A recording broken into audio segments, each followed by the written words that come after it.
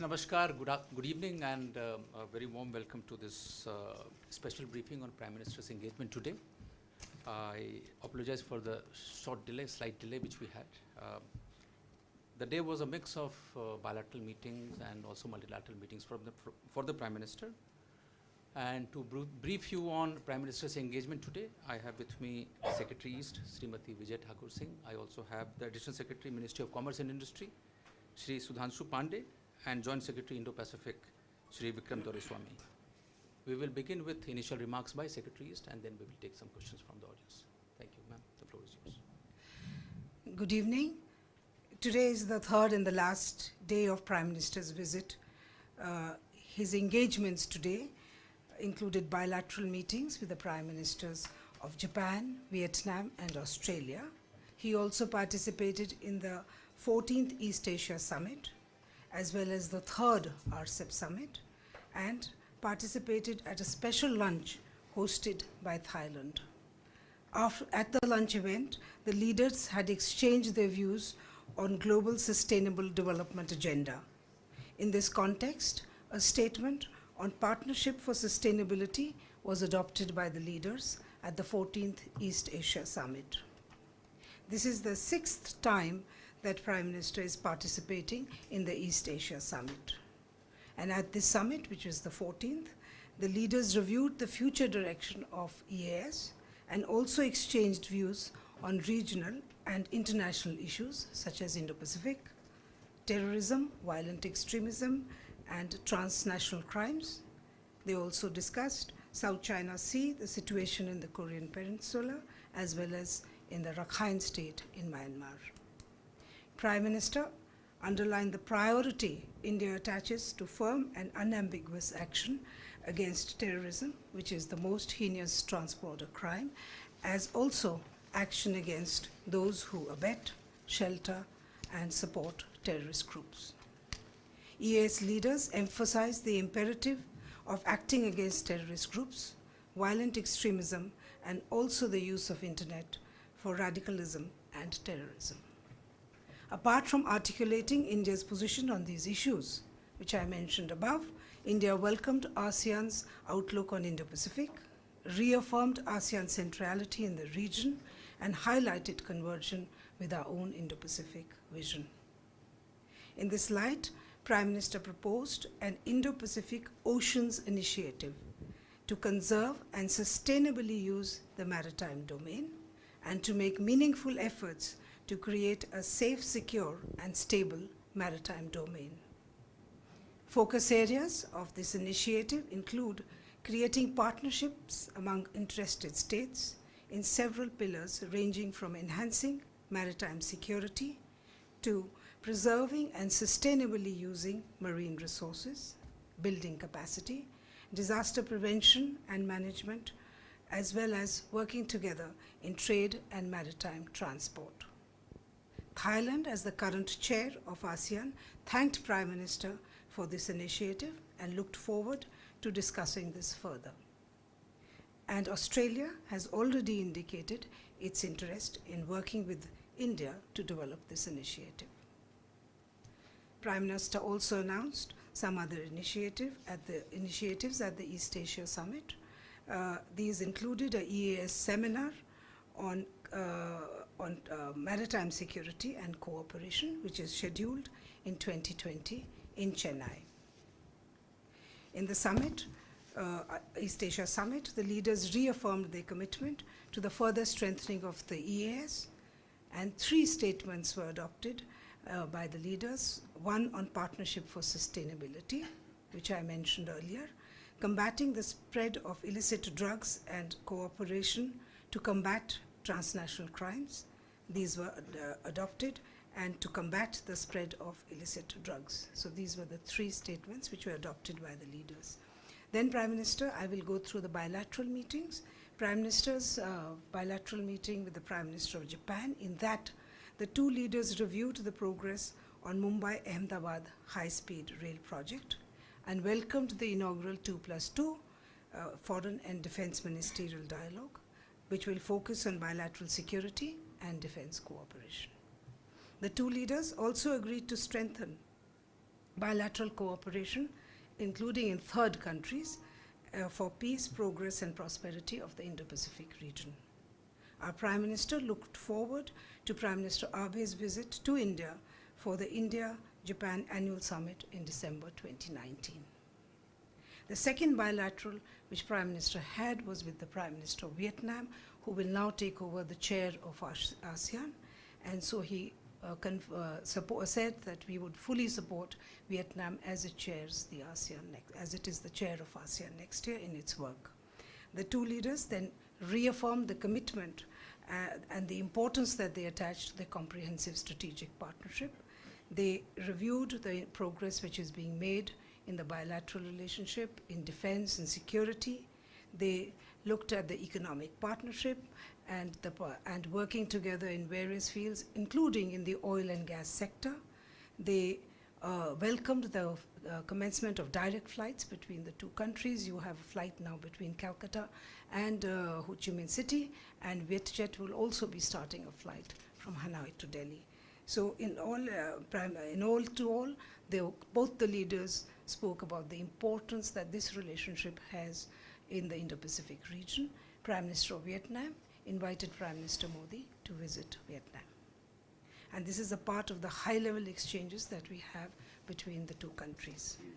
The third bilateral Prime Minister had was with the Prime Minister of Australia, and they also reviewed the entire bilateral relationship, and they affirmed that they would work towards building on the strategic partnership that we have in all its areas. In particular, areas which were mentioned were maritime cooperation, business and investment, defense and security, science and technology. So a range of areas in which the two countries will be working together. Prime Minister Scott Morrison accepted the invitation of Prime Minister to visit India, and he would, during his visit, be the keynote speaker at the Raisina Dialogue in January this year, 2020. Prime Minister's last engagement was his participation in the third RCEP summit. India conveyed its decision at the summit not to join the RCEP agreement. This reflects both our assessment of the current global situation as well as of the fairness and balance of the agreement. India had significant issues of core interest that remained unresolved. In his remarks on this subject, Prime Minister highlighted that he was guided by the impact it would have on the lives and livelihoods of all Indians, especially vulnerable sections of society.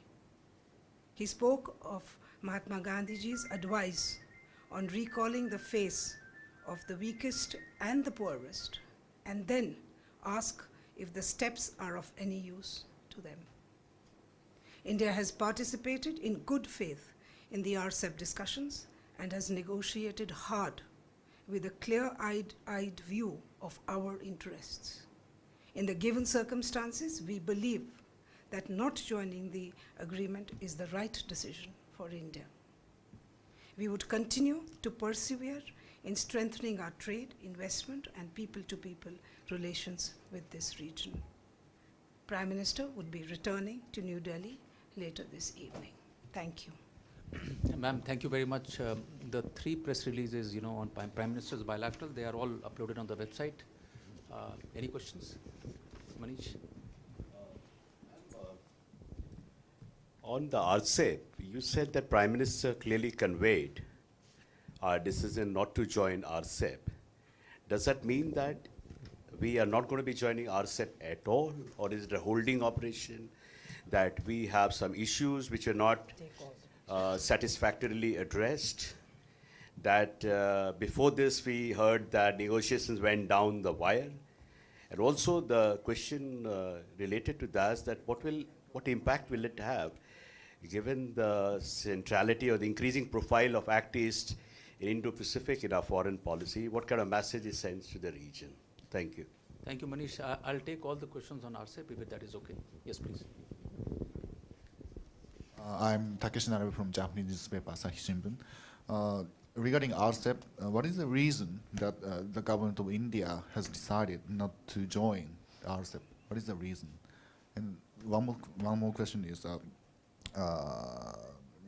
Vice Minister of Foreign Affairs of China already said today that regional economic partnership has made breakthrough progress. Market access negotiations have been completed, but this is 15 parties, and India will continue. So next year, the 15th party decided to sign this agreement. But some ASEAN countries and Japan also, expect India to be part of RCEP, and because as a counterpart of China also. So how do you see this situation, present situation? This is my second question. Thank you. You have a question? Yes, hold. Hi, this is Kiran from Nikkei Asian Review, ma'am. You said there are some core issues which cannot be compromised. So could you clarify what those core issues are? Manas? That was my question. So, ma'am, in fact, just wanted to know, whether India has been assured by the remaining 15 RCEP countries that, in fact, the unresolved issues may be actually looked into in the future. Anybody else?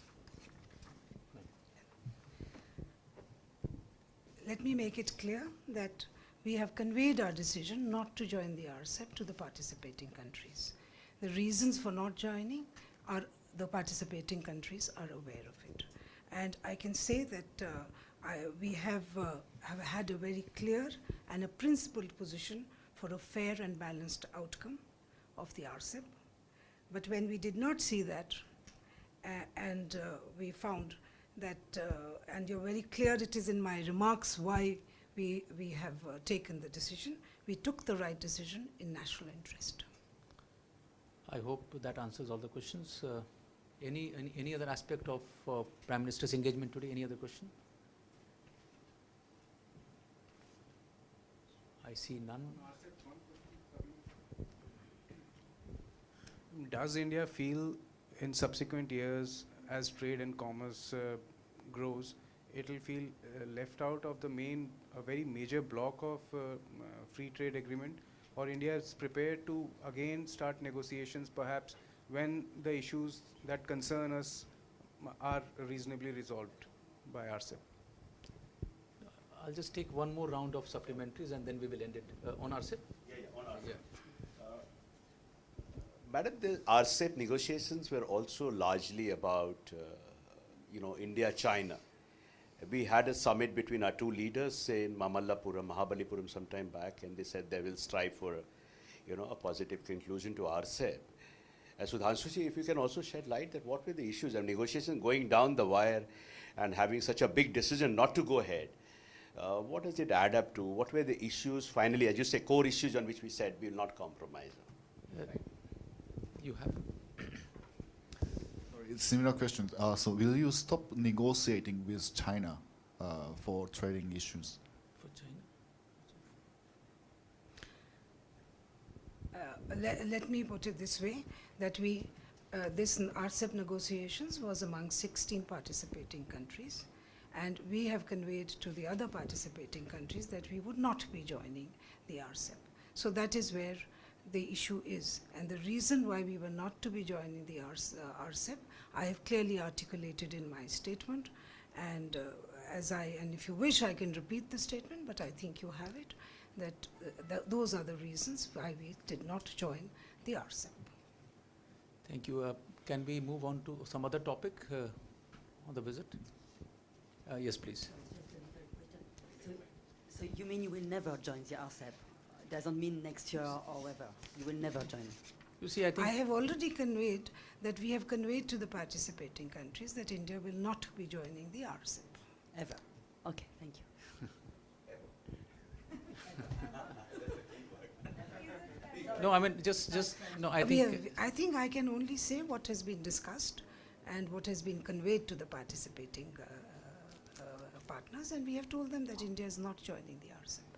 Thank you. I don't see any other hand or question. Manas, you have something? The Australian Prime Minister, just a few minutes back, he said that, in fact, the door for India joining to RCEP will always remain open, ma'am. So, No, please, I think this question should be addressed to him. You know, I mean, Secretary East has already made it very clear our position, and I think she has answered all the questions.